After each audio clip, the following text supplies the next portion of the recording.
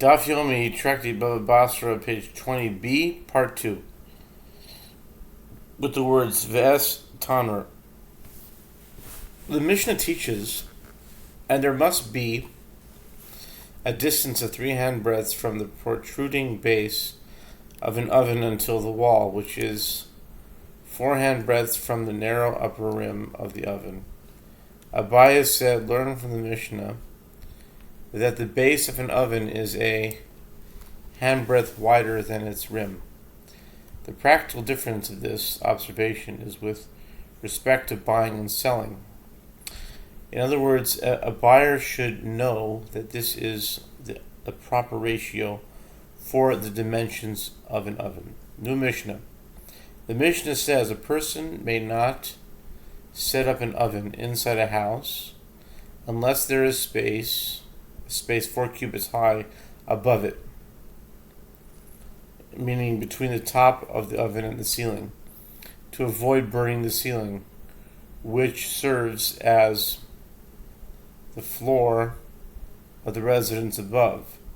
If one was setting up an oven in the upper story, there must be a plaster floor beneath it, which serves as the ceiling of the lower story, at least 3 handbreadths thick, so that the ceiling below does not burn.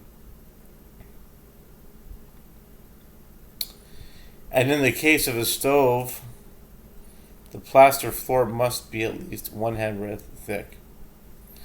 And if he causes damage in any case, he pays compensation for that which he damaged. Rabbi Shimon says, they said all these measurements to teach only that if he causes damage, he is exempt from paying, as he took all reasonable precautions.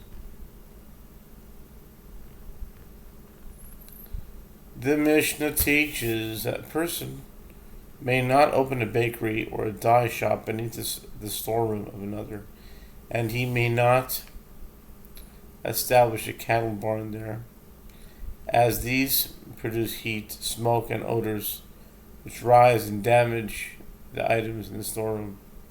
The Mishnah comments, in truth, the halakha is that in the case of a storeroom of wine, the sages rendered it permitted to set up a bakery and a dye shop beneath, as the heat that rises does not damage the wine, but they did not render it permitted to establish a cattle barn because its odor damages the wine.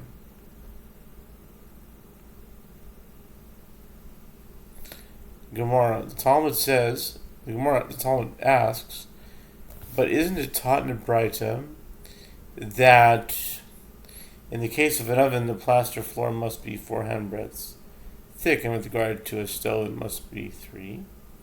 By contrast, the Mishnah says that the plaster floor beneath and oven and a stove must be 3 handbreadths and 1 handbreadth thick, respectively.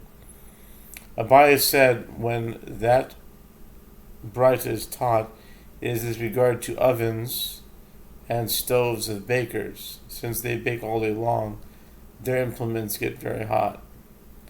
The oven discussed in our Mishnah is similar to a baker's stove, which is why, in both cases, a distance of 3 handbreadths is required.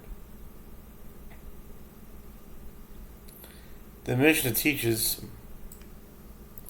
that one may not open a bakery or a dye shop beneath the storeroom of another, and he may not establish a cattle barn there.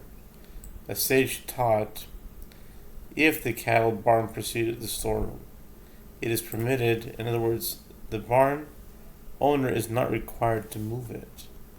With regard to this point, Abaye raises a dilemma.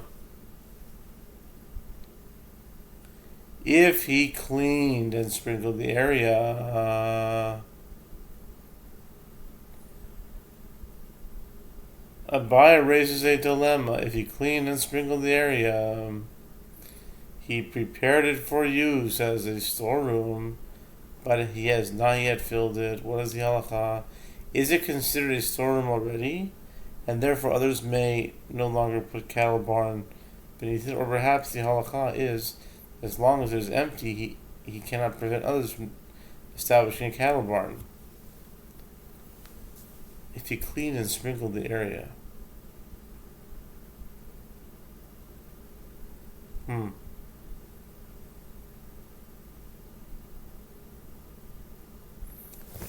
Okay. Similarly, if he added windows for ventilation, which demonstrates his intention to use it as a storeroom, what is the halacha? Likewise, if he establishes an enclosed veranda beneath the storeroom, what is the halacha? If he built an upper room on the top of his house for storage, what is the halacha? None of these questions are answered, and the Gemara declares that they shall stand unresolved. The Gemara cites, so it's a teku.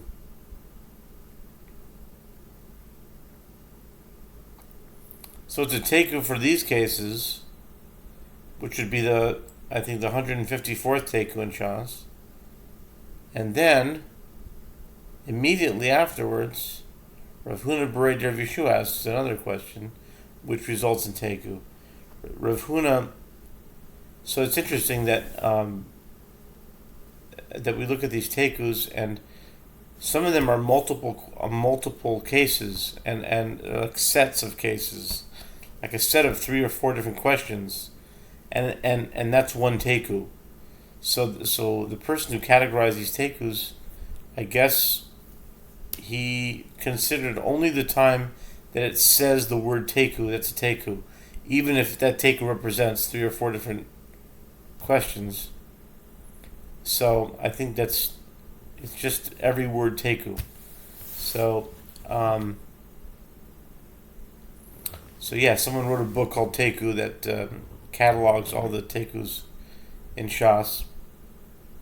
At any rate, after this question of Huna, the son of Yehoshua, raises a dilemma. If he placed dates and pomegranates there, what's the halacha? Is this considered the start of its use as a storeroom or not? No answer was found to this question either, and the Gemara declares the dilemma shall stand unresolved. Teku, that would be, I think, 155. Okay. Let's continue. Let us continue.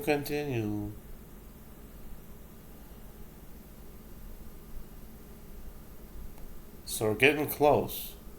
155 and 155 is 310. There are 317 tekus in Shas. So we almost got to half the tekus. The Mishnah teaches that in truth it is permitted in the case of wine, but not in the case of a cattle barn.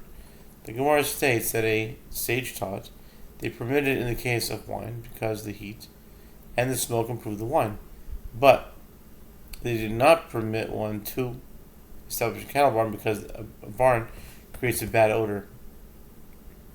Rav Yosef said, "This wine of ours spoils quickly, and therefore even the smoke of a candle also damages it."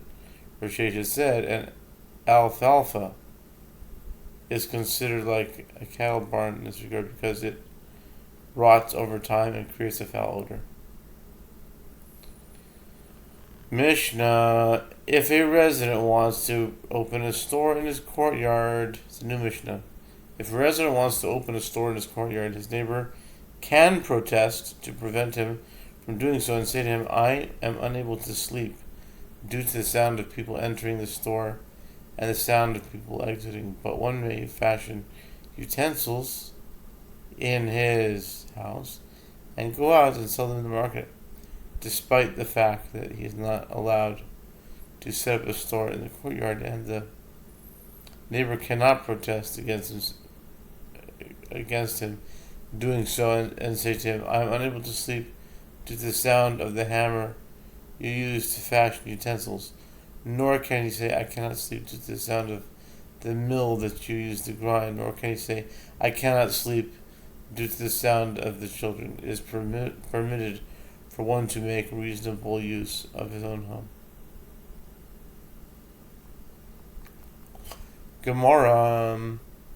Gemara asks, what is different in the first clause of the Mishnah, which states that one can prevent his neighbor from opening a store in the courtyard because the noise keeps him awake? And what is the difference in the latter clause, which states that one cannot protest when his neighbor performs labor that is noisy? Abaye said, in the latter clause we arrive at the case of one who operates in another courtyard. In other words, one cannot prevent activity from a separate courtyard that is connected to the alleyway in which he lives. Bava said to him, if so, let it teach that in a different courtyard it is permitted. Why does the Mishnah not specify that it is referring to a different courtyard? Rather, Bava said,